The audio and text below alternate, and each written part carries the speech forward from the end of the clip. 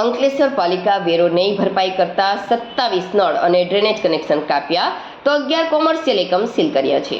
12 થી વધુ મિલકત ધારકોને પાલિકાએ વેરો નહીં ભરપાઈ કરવા બદલ નોટિસ ફટકારી હતી। પાલિકાએ કુલ 13 કરોડ 7 લાખ વેરા સામે 6 કરોડ 93 લાખની હાલ વસૂલાત થઈ।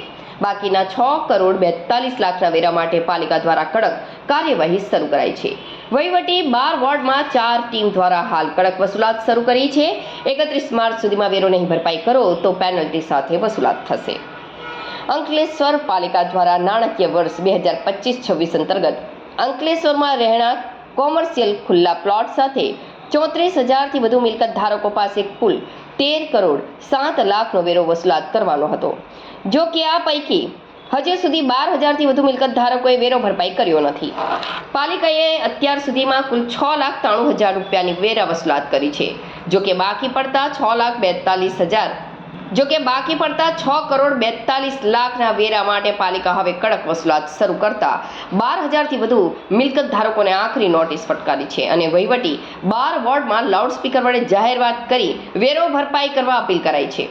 જ્યારે 4 ટીમ દ્વારા હાલ વેરા વસૂલાત કરવા માટે તમામ વોર્ડમાં કામગીરી ચાલી રહી છે। આ દરમિયાન પાલિકા દ્વારા વેરો ન ભરપાઈ કરનાર 27 રહેણાંક એકમમાં પાણી અને ડ્રેનેજ જોડાણના કનેક્શન કાપી નાખવામાં આવ્યા છે તો 11 જેટલા કોમર્શિયલ એકમને બાકી પડતા વેરા માટે સીલ કરવામાં આવ્યા હોવાનું પાલિકા ચીફ ઓફિસર કેશવ કોલડિયાએ જણાવ્યું હતું। વધુમાં આગામી 31 માર્ચ સુધી બાકી પડતો વેરો ભરપાઈ કરવા માટે બાકી પડતા વેરા ધારકોને પાલિકા દ્વારા અપીલ કરવામાં આવી છે। જો ત્યારબાદ વેરો પેનલ્ટી અને દંડ સાથે વસૂલ કરવામાં આવશે તેવી સ્પષ્ટ તાકીદ કરાઈ છે। અંકલેશ્વર નગરપાલિકા દ્વારા હાલમાં વેરા વસૂલાતની ઝુંબેશ ચાલી રહી છે। વોર્ડ વાઇઝ અલગ અલગ ટીમ બનાવી અને વસૂલાત માટેની કામગીરી કરવામાં આવી રહી છે।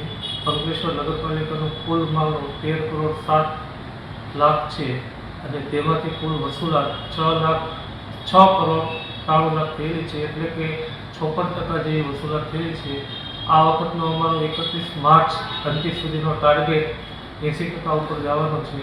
એટલા માટે અમે હવે જે બાકીદારો છે તેમની સામે કડક કાર્યવાહી કરવાના છીએ અને એ અંતર્ગત આજ સુધી પાણીના 27 કનેક્શન કાપેલા છે અને 11 જેવી કોમર્શિયલ મિલકતો સીલ કરેલી છે।